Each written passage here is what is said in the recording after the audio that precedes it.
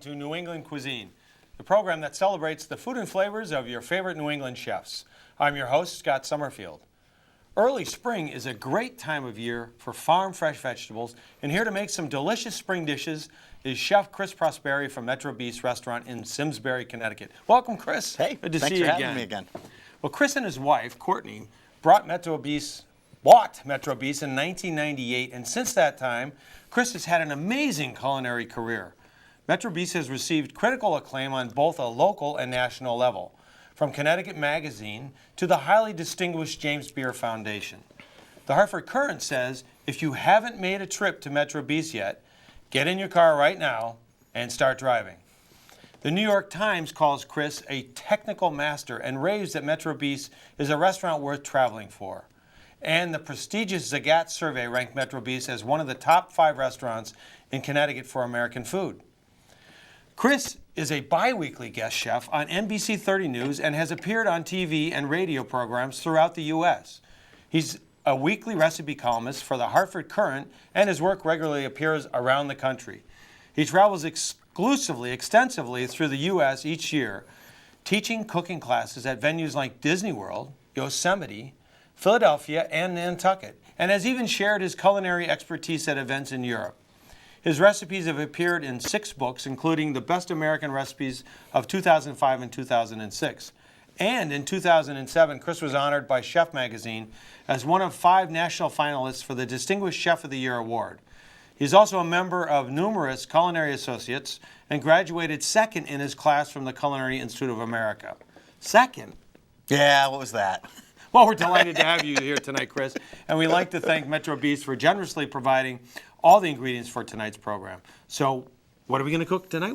All right, so spring. Spring, yes. Farms are going. Yes. I talk to my farmer almost every day now, and he's in the field. Things and are planted already. Yeah, and it gets us excited because, Yeah, you know, it's great. winter's long. It is. Well, especially this past winter. Winter was long. Yeah. At Metro Beast, I buy vegetables from a local farm all year round. So we rely on our local farms for in the winter for potatoes and turnips and carrots, beets, stuff like that. But now that it's spring and it's warming up, we're really looking forward to all the new stuff that's coming out. Sure. So the first thing I love to use is asparagus. Now, asparagus is one of those funny vegetables because you can find it, you know, pretty much all year round. But I don't know if you remember, there was a time where asparagus only came out in the spring for a few weeks. It was gone. And then it was gone. So you sort of look forward to it, and I still have that kind of feeling with asparagus. Yeah. All right, so this is a grilled asparagus salad. I call it sort of that crossover between spring and summer. So it has some flavors of summer in there, and it has the flavors of spring. All right, so ready? So we start off with a pound of asparagus, and you can see I just chopped the ends off it. I like them. I like having all the little tender pieces, right? To that, we add a little bit of oil, and we're going to grill this. Oh, I love that. Now, it's really great we're using a grill pan today, but of course, now that it's spring, you know, and I'm sure most people have their grills out. Sure. So oil, a little salt, some dried oregano, and we just give that a little toss. Now, we have this in this bowl, and we're going to keep using this bowl over and over again. So I already did the tomatoes and the onions. You see, I have them started here. They take a little bit longer, so you want to get those going first. And then we just take our asparagus and put them on the grill. And I like them nice and charred. I don't know about you. No, I do right? also, yeah. So they get nice and dark. Yep. So we're going to turn this. I love the tomatoes that way, too, you know, because especially in the wintertime when tomatoes really aren't that flavorful, all you really have to do is grill them. Yeah. And the flavor comes right out. Yep, and that's why I see this dish is that crossover between summer and spring. All right, so let's take our tomatoes off. All right. Right? And these have been cooking for about 3 minutes on each side. And the onions probably just a little bit longer than that, about 4 minutes on each side. Oh, it smells great. And then that'll give our asparagus some room. And let's turn that up the heat. And I'm going to let you keep an eye on this, okay? Uh-oh. Okay. So, handing over the fork. All right. Okay, so over here, and again in our bowl, we take our tomatoes, and again, we're just going to chop everything nice and small so it's all bite size. Okay. So the tomatoes we cut into 4 pieces. The onions we just give a nice little chop to. And I would say use the plum tomato, right? Because there's so And much more meat. Yeah, and I think, you know, what I've used this year, too, is in the winter, I've used those little grape tomatoes. They're great to put on a little grill pan and get them toasted. As soon as they pop, they're great. Yeah. You know, and again, a little more flavor than the big tomatoes this time of year. Sure. But then in the summer comes, right? It's coming soon. All right, so you can see I've done a little bit more ahead of time. So we're going to dump that in there. Okay. Right, and we're gonna and then you're gonna get that asparagus going nice. See, let's put a little more oil. Get it a little nice and charred. Okay, so while you do that, I'm going to put in the bowl here some fresh basil. I can't wait to plant my basil. I have basil in the window already in the kitchen. Do you really? Yeah, I started the basil early this year. I put a plant in February because the sun was coming in that south side in the window, and it's beautiful now. So I'm already using fresh basil. So again, it gets you excited for It really does. for the upcoming season. Yeah. Okay, so balsamic vinegar, Very good. a little Worcestershire sauce. That's another one that, most people probably have in their refrigerator. Exactly. What else do you do with it? And I like it for a little saltiness. And notice I'm not putting salt in here, but a little salt on the vegetables, but the salt is in the salad is going to come from that. For the Worcestershire, and just a little pinch of sugar. All right. Okay. Now, let me, if I can take this on the fork from you. Now we're going to take our asparagus, right? You can turn that off now. Right? It really doesn't take long. Oh no, and I don't like them. Again, this is a fresh salad, so I like having You want some bite to it. I want a little bit of bite to it. Right. All right. So we chop it up again, bite-sized pieces. Mm-hmm. All I'm looking to get on this is a char, right? That nice little browning kind of grill flavor. Yeah, that's great. All right. So we put that in the bowl. Is that hot? A little bit, but not too bad. Chefs have hands of steel. Yeah. Okay. I used to have hands of steel, but not anymore. All right, now we give that a nice little mix. And again, you can smell the flavors, right? Yeah, look and at again, that. It's beautiful. And you want to do this, you want to keep all your vegetables warm, right? Right. And you put that over the basil, and it releases the oils from the basil. As soon as you stirred that, I could smell the basil. Yep. And again, like I said, this is that good crossover dish from spring to so you have the flavors of spring. The onions we used here, Vidalia onions, right? Again, is that season now? That's seasonal now. Yeah, Yeah, they start picking those in May through June. And again, great sweet onion. The story of the Vidalia onion, right? They were done growing tobacco in Georgia, and they decided to do a different crop, so they decided to plant onions. And they had no idea, because of the soil, that when they picked the onions, they were going to be sweet. So it was really an accident. Really? Yeah, and they are beautiful. They're almost you could almost eat them raw, right? Yeah, and again, absolutely. the same thing with the onions. I didn't grill them that long. They're not totally cooked. They still got a little crunch because the Vidalia onion has that beautiful sweetness. Yeah, it's so sweet that you don't need to cook it that much. Right. Very nice. Okay, so you put it in a nice bowl, right? Put a little serving fork or spoon in there. Yeah. And that's it. I mean, again, Wow, very beautiful nice. flavors of spring. Sort of cross over into summer, get ready for the harvest, right? And I don't know. After like a that. long winter, I always look forward to seeing Absolutely. the gardens. And now even driving to work, you see the farms. They're starting to plow the fields and get them ready for planting. I was out on Long Island last weekend, and they were tilling the fields and getting ready to plant. A lot of stuff out there. You could also add eggplant to that or anything else. Oh yeah, and that as you've the got summer, too, right? this is my base salad kind of for build from vegetables. it. I build this. Right. I make the salad all summer long, starting in the spring with asparagus, and then I just keep going.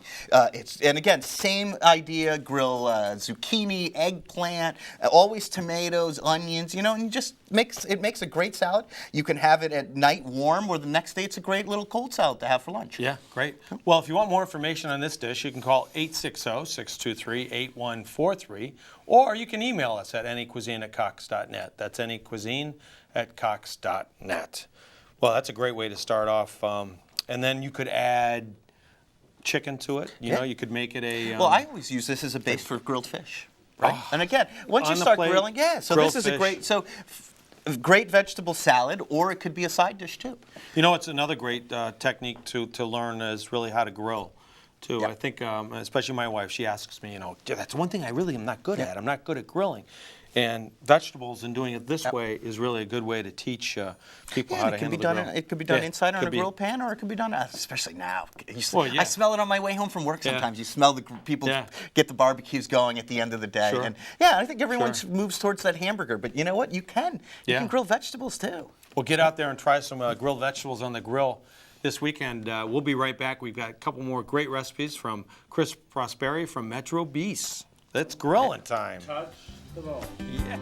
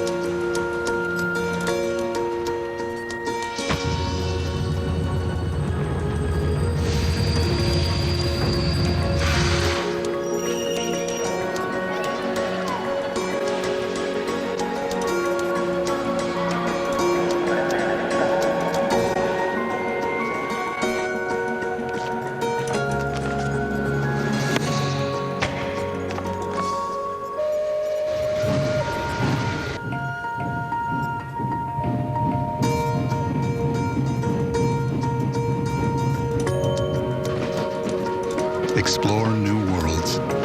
Read. Visit literacy.gov. Sounds like you could use some Van Gogurt. It's fortified with arch-rich nutrients to improve your math and reading skills. Catch! Van Gogurt. Thanks. So what's the deal with your ear? Always with the ear, huh? Feed your kids the arts. For 10 simple ways to learn how, visit americansforthearts.org.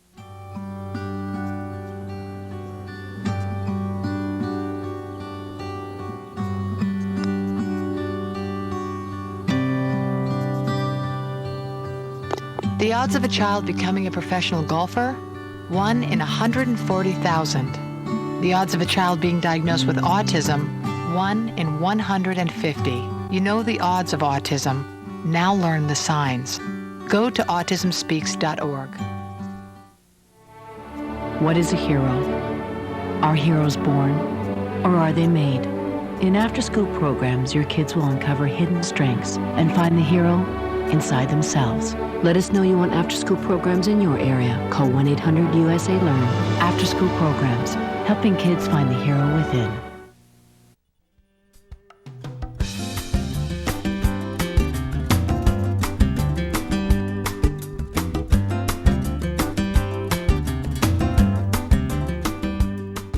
Okay, so we're back. Chris, I think we're doing something with chicken. I see some salad. Chicken, so yeah. it's all about- This is about salad. And Love the salad. Love salad. And now there are farms in Connecticut. I don't know if you knew this or not, but there's farms in Connecticut that grow lettuce for us all year round. Greenhouses. I know my right? sister grows. They start growing lettuce in February, Yep. and they cover it. And, Yep. But in the greenhouses, Right. and so you can get local if you have there's a farm in Woodbury where I get a lot of my greens, and they're doing everything inside, and we've been buying from them since February. So yeah, so you can get local, and they're wait till you taste them. Yeah, so so much again, better. that again Sure. gets us into spring. And how do I like having my salad? I like it with a little pan-fried chicken on top. Nice. Right? And again, it's not 100% healthy, but you have the healthy salad to go with it. So you ready? So pan-fried chicken. So how do we pan-fried chicken? In a pan. In a pan. So, right, we take some chicken and we put it in flour, right? And then it goes into egg. It's nice that you use the fork, too, Yes. because if you can't get the two-hand method down, Yeah, The and fork is the really fork good is at pair so of tongs. easy. Yeah, the fork makes it so easy, and then you don't get the stuff on your fingers. Oop. right. So All right. panko breadcrumbs. Panko breadcrumbs. So again, let's one more time. Flour. And the flour Right. allows the egg to stick. Yeah, and then egg. the And egg this is allows we call the- this standard breading, right? Yes. Yes, you're right. I remember that way back when. Okay. Now we're gonna just move that aside and get our chicken here. So. You can see that panko breadcrumb Oh, is yeah. going to work And great it's got with more that. texture. That's Yeah. why I like panko. Yeah. And again, you don't have to use panko. You can just use regular breadcrumbs. What I always say, though, if you use a seasoned breadcrumb, just note that there's seasoning Note on you're there. doing And, it. and Yeah. just be aware of what seasonings there are, or just use a plain. Sure. Or you can make your own. Yes. Right? Yep. Yep. Right? This is panko. That's- It's not fancy. Panko is really just white bread. Okay. Hot oil. It's And the how main can you tell thing. the oil is hot? When it's shimmering. smoking. No, shimmering. Shimmering? See, shimmering is a good word. It sort of dances across the, right? It dances It's across. dancing, yes, okay. All right? And then we put that in there.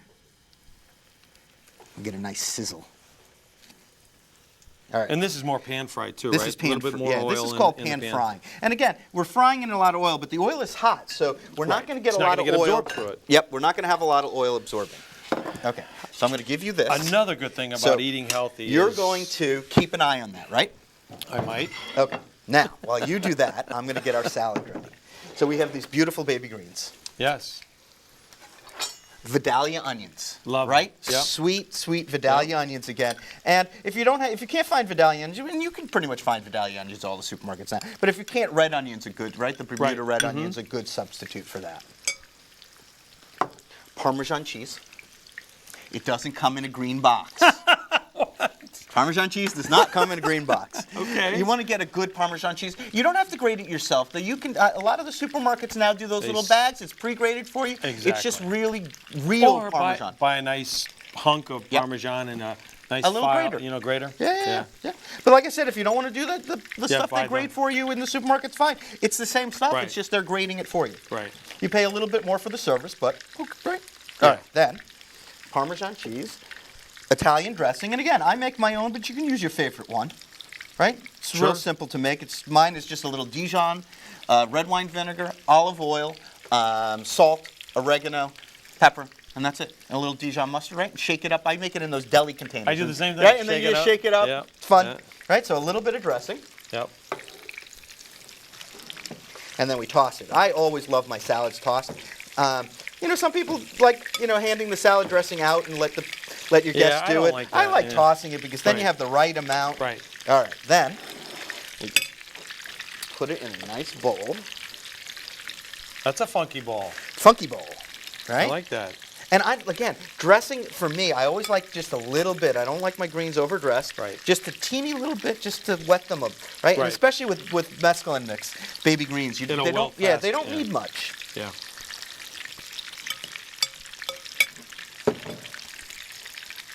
Sizzle, sizzle, sizzle. This smells so good. All right. So how we doing? Good? Yeah. Actually, we've done a couple ahead of time, so while you finish cooking Lips those, smacking, I let's tell ya. we'll put these right. So what I do is I just cut it in half, right? Mm-hmm. And then put it on top of the salad, sort of crisscrossed like that. I'm going to leave this here This would for be a you to nice put those chef's, on there. chef's dinner at night. Again, so you've got the healthy salad, but you got a little fried chicken on top, right? And how good is that? So and then things are good, This yes. this is the way I like to eat it. And again, my mom's Austrian. We used to do schnitzel a lot. This is just like that, and they always serve it with a little squeeze of lemon over the top, and then some more lemon on the side. That's really great. Right? Wow. So how we doing there? Those got to be done, huh? Yeah. The great thing about this is because it's so hot, they cook so fast. Now look at that. That was, Right? what, 2 minutes? Yeah, 2 minutes on each side, right? Maybe a minute and a half on each side, right? Amazing. And save this for the next day. This makes a great sandwich. Yes. Who doesn't like cold fried chicken? I mean, I love it. Well, if you want more information on this great salad that we just saw, you can call 860-623-8143, or you can email us at anycuisine@cox.net. That's anycuisine@cox.net. So you got a great, nice spring salad there with a real nice vinaigrette. You know, the citrus, again, just flavors that make you think that winter's over, Yeah. more vibrant. Yeah. And again, think a lot of different things with this one. If you don't want chicken, you can do the same breading procedure for sole. Right. Right? And then Right. do a nice piece of sole on top. Sure. And again, salad doesn't have to just be before the meal as an appetizer. I always say salad can be the meal if you do something like this, right? That's a great dinner. Right there. Absolutely. Yeah, and I try to use as much salad, especially more so for dinner than just like that. You know, a little bit of protein, a little bit of salad. Where the salad becomes the dinner, not Right. so much what you eat before dinner or Right. with dinner. It is actually the dinner. And just a little bit of whatever on top. And again, I love chicken or fish, or even just if you want to grill a piece of steak on top Yeah, of salad. put the steak on right? it. Sure, sure. Great way to eat. Yeah, yeah. Well, here's another great recipe. It's grilled. Yeah, it's not grilled. It's Pan-fried chicken on some beautiful spring salad greens. So excited! I want to eat this chicken right away. We'll be right back. We've got another great recipe coming up with Chris Prosperi from Metro Beast. And did you bring a fork and a knife for me to have some? Oh, I did. You did? Okay. Yeah, we're gonna eat. I could use that big knife over there. And yeah, like you said, cold the next day. Like on a nice roll or something like and that. again, you a know? little lemon juice. I've even used salad.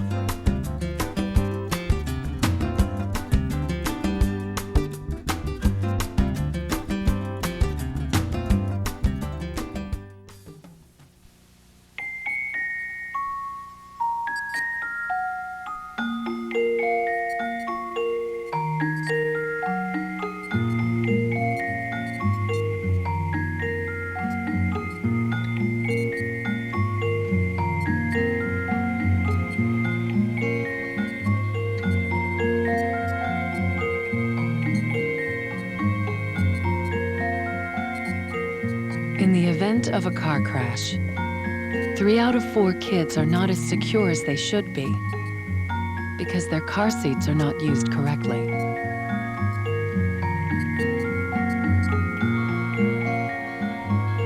But the latch system makes it easier to get it right and to hold your kids tight. Anchor, tether, latch. Learn more at safercar.gov. This is a journey to a place known as the Living Reef. These wondrous, complex communities are the most diverse places on the planet and are so important that the oceans cannot exist without them. and we cannot exist without the oceans. Pollution and overfishing are destroying the world's reefs. We may lose them within a generation unless we act now. Can we protect the living reef? We have to.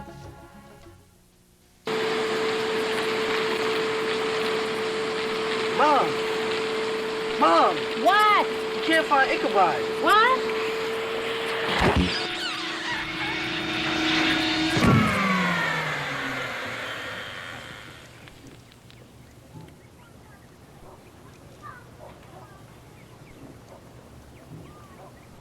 You don't have to be perfect to be a perfect parent. There are thousands of teens in foster care who would love to put up with you. What is a hero? Are heroes born, or are they made? In after-school programs, your kids will uncover hidden strengths and find the hero inside themselves. Let us know you want after-school programs in your area. Call 1-800-USA-LEARN. After-school programs, helping kids find the hero within.